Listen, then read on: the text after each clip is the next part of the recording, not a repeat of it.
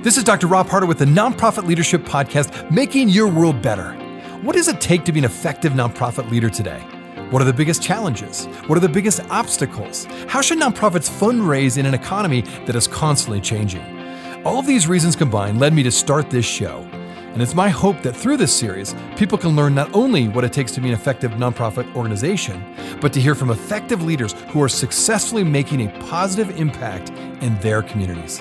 We hope you enjoy this show, as together we hear how they are making their world better. Hello, podcast listeners. Well, I'm excited today to bring back a former guest on the show while inviting a new guest to join her. Allyson Fryhoff, Managing Director of Nonprofit and Nonprofit Health at AWS, was my guest this past January. If you haven't checked out that episode, I encourage you to do so. It was very interesting. In fact, I mentioned then that for most of you, when you hear the word Amazon, you typically think of Amazon Prime or Prime Video specifically, or getting great deals with same-day shipping, right? However, AWS specifically is doing much more than that. AWS provides a whole host of technology tools to help your nonprofit go further, faster. And the guest who will be joining Allyson is Sarah Wilber. Sarah is the Vice President of Capital Campaign and Strategic Planning for the John F. Kennedy Center for Performing Arts. Now, first of all, the Kennedy Center was a winner of the 2022 AWS Imagine Grant Awards. Additionally, the Kennedy Center has reached out to AWS for help in a variety of ways, including getting help to better understand their financial capability in a more dynamic way by implementing reusable predictive modeling in their database. They also were able to leverage a data warehouse to develop a multifaceted view of their constituent data. Now, one additional note that's kind of fun for today's episode is that Sarah and Allyson joined me on the show while taking a quick break from the AWS Summit in Washington, D.C. I think you're going to really enjoy today's show.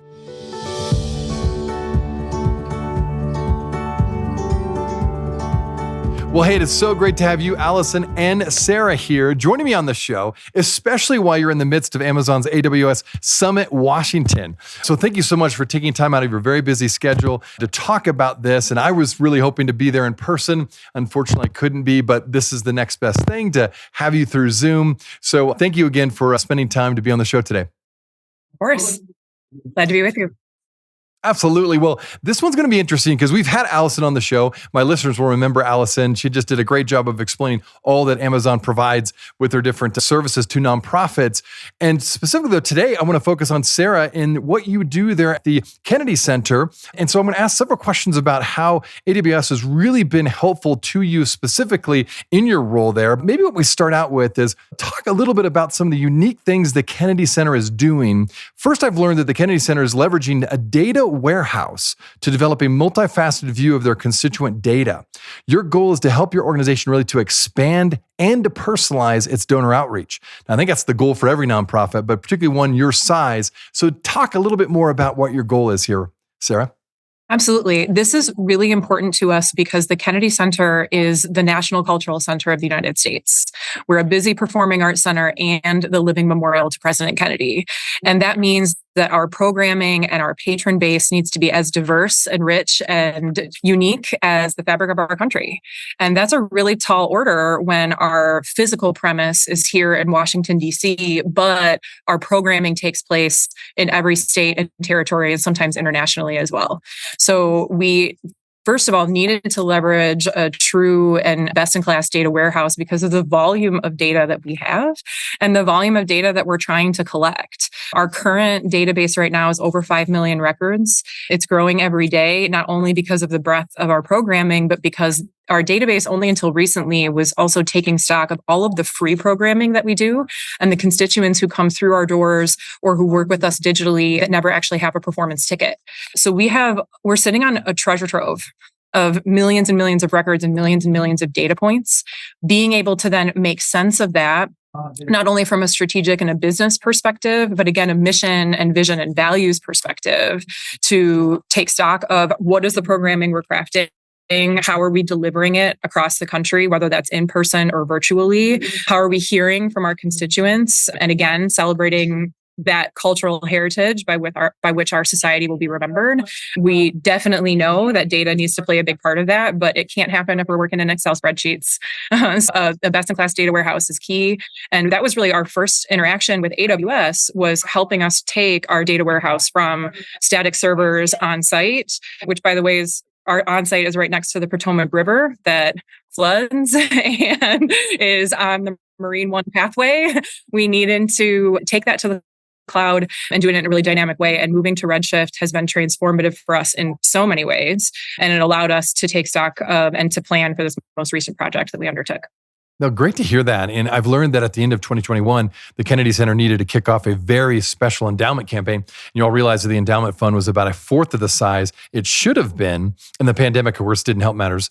So you went about exploring a feasibility study. And then I realized then after doing that, you decided not to go forward, instead to reach out to AWS. What were some of the findings with the study, as well as some of the roadblocks and complexities that you ran into as you sought to move forward with this study? Absolutely. So a feasibility study is best practice anytime you're going to take on a monumental campaign, right? And for us, as you said, our endowment is really, really small compared to organizations of our size. So we knew that this was going to be a hundreds, millions of dollars campaign. And you want to go in that with all the information that you have.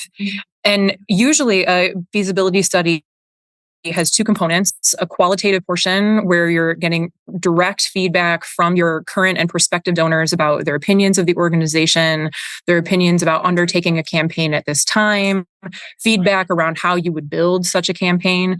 And we absolutely went through that portion of the study. We got really good feedback from our donor leadership, both locally and nationally, saying the economic climate is tough and many people are undertaking campaigns, but we understand the reasoning for the Kennedy Center. We believe in the National Cultural Center. America 250 is coming up. We need to be prioritizing how we celebrate joy and creativity in this country. So you should move forward, but you should move forward very strategically and understand exactly how much you're going to be able to achieve in this time frame, recognizing the competition, frankly, in the marketplace, that we're not the only people who are fundraising. We're not the only people who are fundraising with big dollars. We're not the only people who are trying to grow our donor base. Then, though, you get to the second piece of a viable feasibility study, which is the quantitative portion, really trying to assess what is the financial potential of your database or of your patron base to help you work backwards to say what's a reasonable fundraising target. And the piece where we really sought to not go the traditional feasibility study route was on that quantitative portion, and where we chose to call AWS instead. Because what I understood from what I was getting from our potential consultant around how this would potentially play out was essentially that we would give them a copy of our database for them to run some algorithms and say, based on everything we're seeing today, we think your revenue potential could be X. This is a completely fair and common way to do a feasibility study, and we understood that methodology and their approach. But it was really because I had been around some of our previous partnerships with AWS that I started to question if that was correct. Because what it meant was that we were going to pay a third party to take this copy of our database and do some reviews and analysis and come back and tell us what they thought.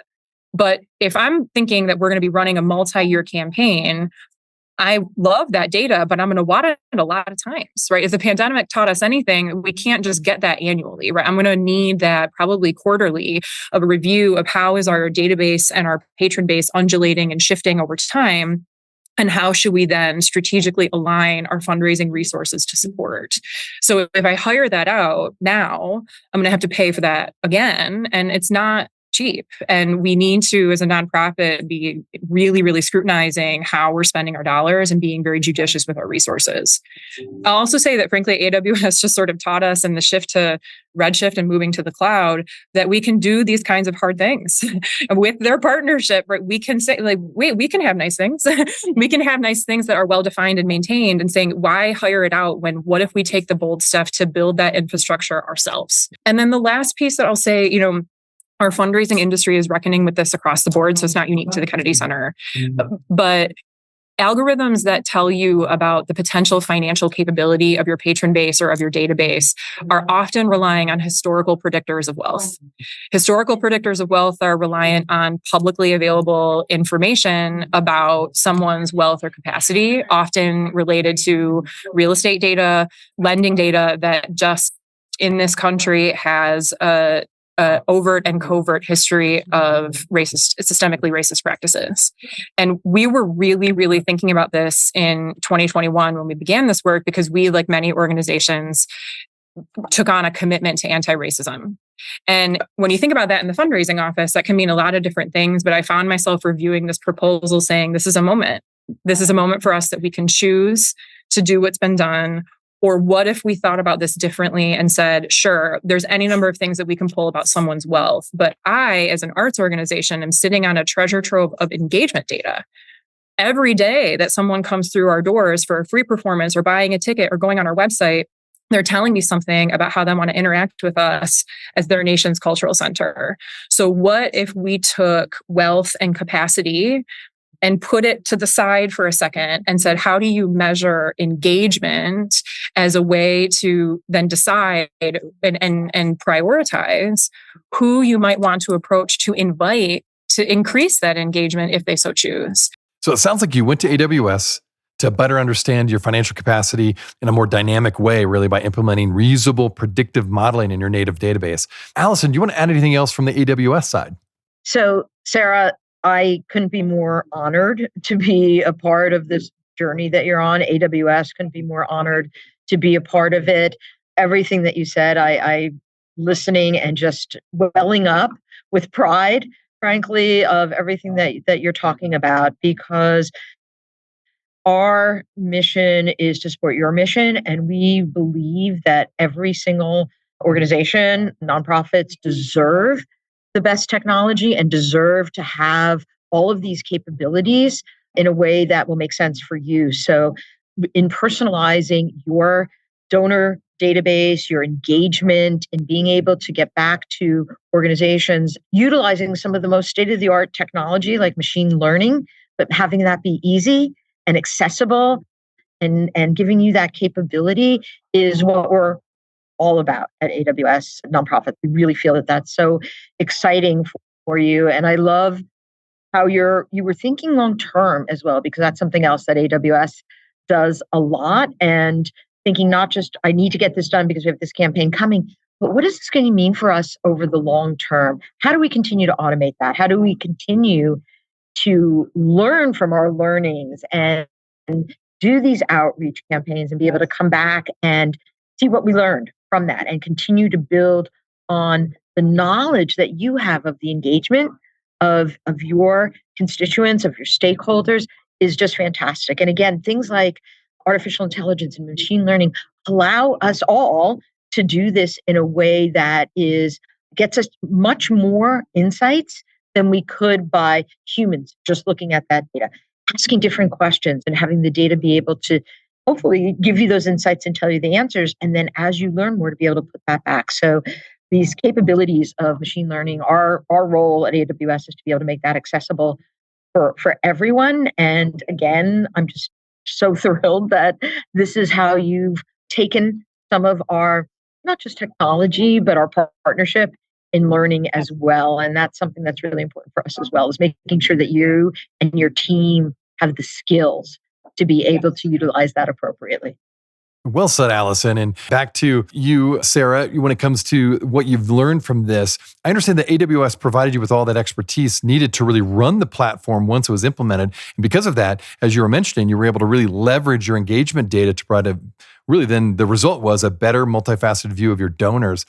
Talk about some more of the results at a high level. Could you give us a quick overview of those results?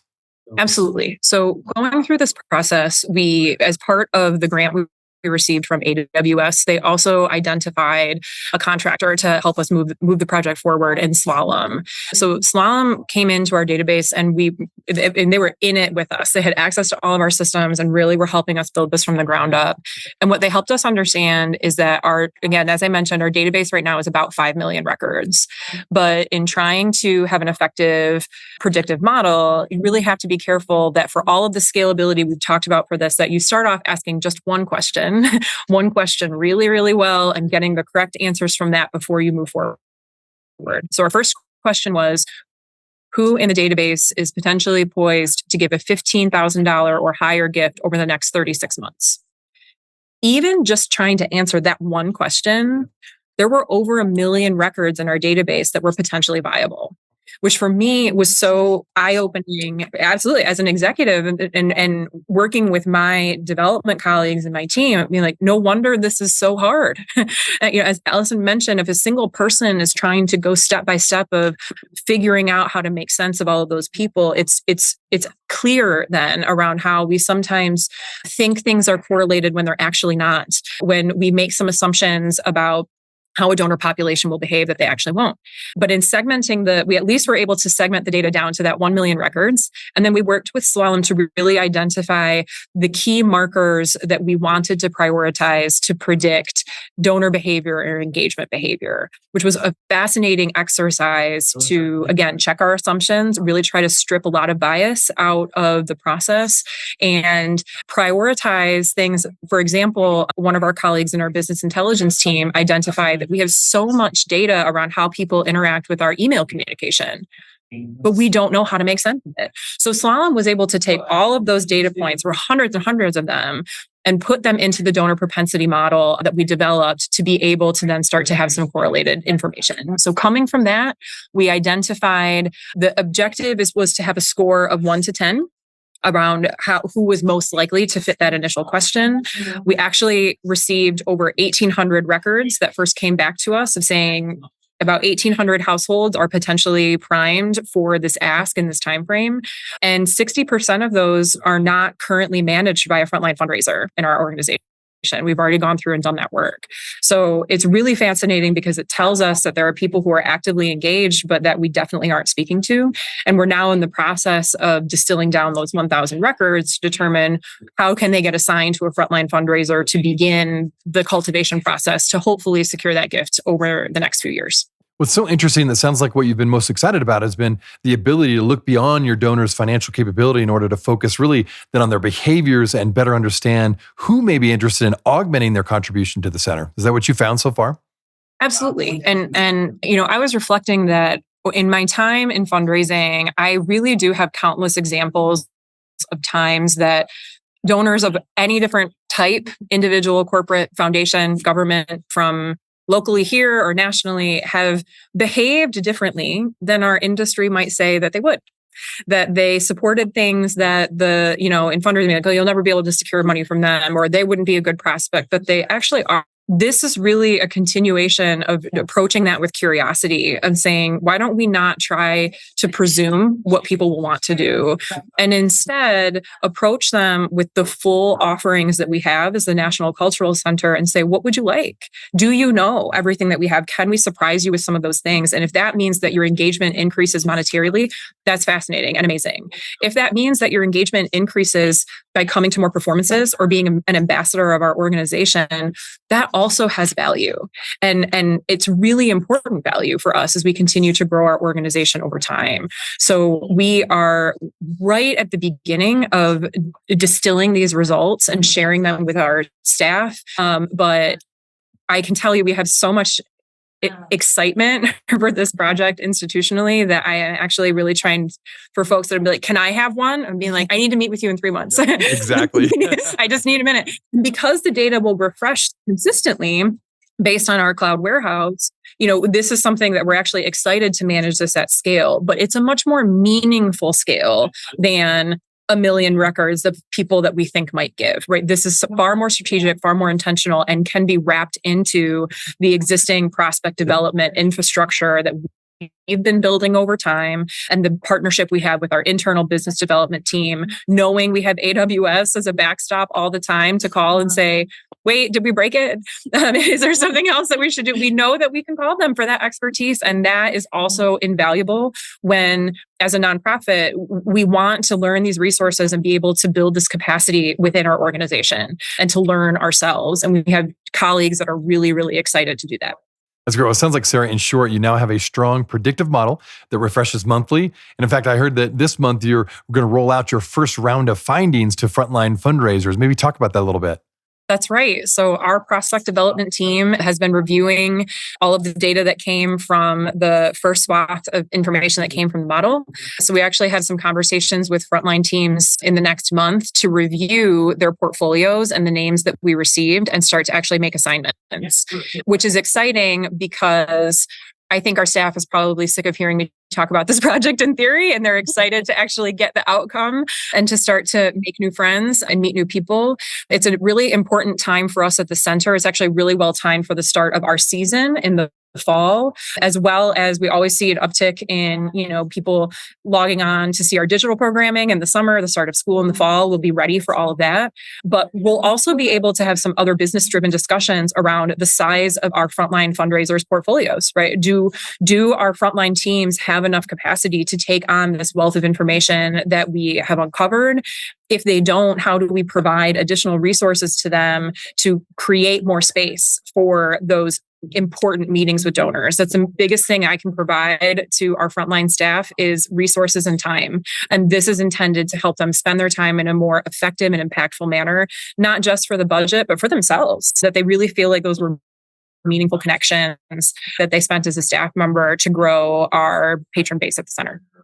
No, excellent. Thank you, Sarah, and for sharing a little bit of that behind the scenes, how it's working for the Kennedy Center. And now to Allyson, there's been a definite decline in the number of donors given to nonprofits in general. In fact, you have cited, according to a recent report from the Association of Fundraising Professionals and Giving Tuesday, that really confirms this fact that we're on this decline. And then you add the increasing cost, right? And the shifting economic climate, and now the great resignation we're still kind of going through.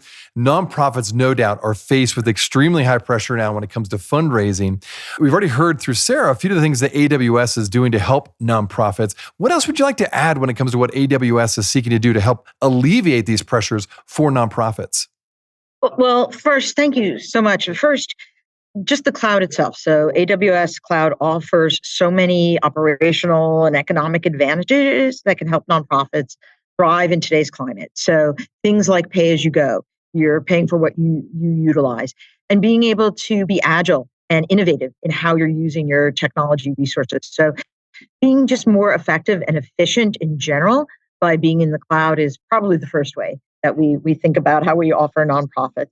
And then, of course, we have some incredible programs around credits for nonprofits. And so that's a program that we've been running for quite a few years, which allows nonprofits to use cloud computing credits, and that helps offset the cost for their implementations. We also have the Imagine grant, which we are so excited that the Kennedy Center was a recipient of. And we just closed our 2023 applications, but we'll be opening up 2024 towards the end of the year. The Imagine grant allows organizations, 501c3 organizations, to apply for additional credits and grants in two categories: the Modernize category and the ability to really innovate category. And so love to see as many as possible applying for those Imagine grants. Any 501c3 registered in the US is able to do that.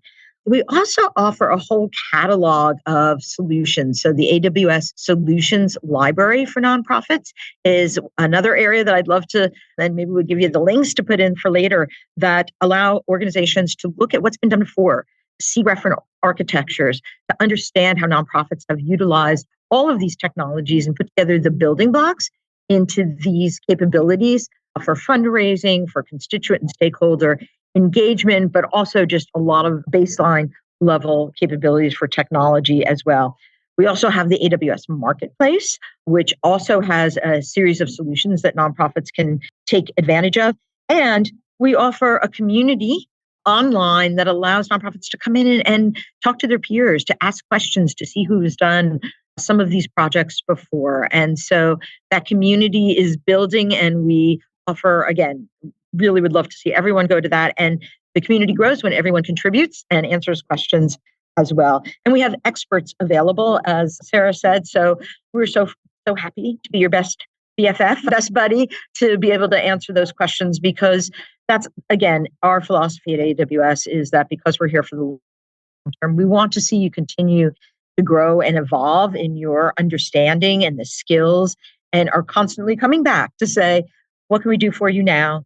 How do we take these technologies and really make them usable for you going forward, and to bounce those ideas, to talk about what's next and what's new. Because as you mentioned, we are actually here at the summit in DC, the AWS summit in DC, where we're every day announcing some new things. And I think that's really important that we continue to help all of our nonprofit organizations to understand what they're capable of, what we can offer, and what solutions can really help to drive their mission impact. Oh, excellent. Well, my listeners know that we've had you on the show before, Allyson, and I would check, if you for some reason did not listen to that episode, I encourage you to check it out, listeners. But you'd mentioned before that AWS is really seeking to simplify donor member engagement data analytics, and by building a single system of records for donor data from multiple sources. And then you can help organizations build dashboards in order to measure trend lines. And I think that's so important for nonprofits to have the ability to measure their trend lines, right? Particularly as things get more complex and your organization grows. Maybe you could share a little bit more about this and update what have been some of the results so far. Yeah. So at our Imagine conference in the spring, we talked about so many organizations, but I would say Kennedy Center is just doing amazing things. So first and foremost, the Kennedy Center and Sarah, who are with us today, but there are other organizations like Girls Who Code, who worked with AWS and Salesforce, create a data hub, so they could understand how to engage not only their donors, but just everyone that was involved with the Girls Who Code initiative. I would also mention Save the Children that presented at our Imagine conference as well in the spring. And Alan Gordon's presentation is online. And he had some really great insights, not only about it's about the data, it's about using your data, but also prototyping, which I think is a really interesting concept for nonprofits. We don't always give ourselves the leeway to experiment and to innovate and then to iterate on that, as Sarah was saying, and Save the Children really has instituted that as part of how they think about it and how they're using their data, how they're putting data, not just from Salesforce, but many other of their data sources into a data lake as well. And then to be able to visualize all of that. So I think that's the other area there that hopefully your team is going to be incredibly excited when they see it, because as soon as you can show some of that data and some of the insights, and some of the questions that can be answered, everyone wants more. They want the next thing. So you're going to be really busy if you're not already, as you've mentioned, everybody wants more already. But I think that's super important. It's that visualization, and then to be able to sometimes take those visualizations all the way back to your donors to show your impact.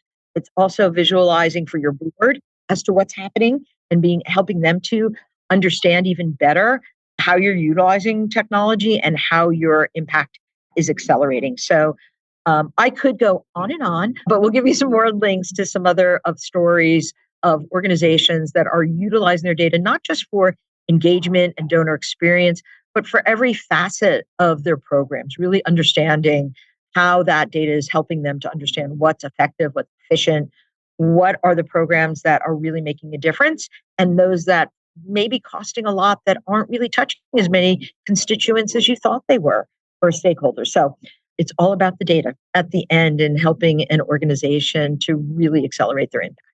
Well, once again, Sarah and Allyson, thanks for taking a break from the summit to be on the show today. Maybe we can start with Sarah. Tell us a little bit more about how people can find out a little bit more about you and the Kennedy Center. Absolutely. I really encourage everyone to visit our website at kennedy-center.org, not only to learn a little bit about the organization, but I challenge you all to find something surprising. I joke, but it's said with love, that the Kennedy Center has the Cheesecake Factory menu of options at the center. That's a great analogy. In addition to cheesecake, there's so many other things. And I say it not only with love, but with pride. We are truly operating all across the country in so many different ways. And we believe so strongly in what it means to be a living memorial in the National Cultural Center. So not only to see what's on our stages next, but to find the things that are happening in your community as well. I love it. So you heard from Sarah straight, Kennedy Center, Cheesecake Factory. That's the same. It's the same. Anyway, exactly. That's a great analogy. And then Allyson, how about for you? How can people connect with you and learn a little bit more about AWS? Well, of course, there's a website. And the first place to probably start is the AWS for nonprofits, also AWS Imagine Grant, and the AWS Solutions Library. Also look for our public sector blog focused on nonprofits, where we have a series of discussions around what's working for nonprofits and how they are accelerating their missions. So, and of course, you can always go to my LinkedIn. Perfect. Okay. Well, again, Sarah and Allyson, thank you so much again for sharing your insights, and I hope the summit goes well for the rest of the day. Thank you. Hey, friends. Well, I wanted you to know that this podcast can be found on iTunes, Spotify, Amazon, Google Podcasts, and wherever you listen to other podcasts. I also want to encourage you to like, subscribe, and share this podcast with others. This will actually help us get this great content out to more nonprofit leaders just like you. You can also join the Nonprofit Leadership Podcast community.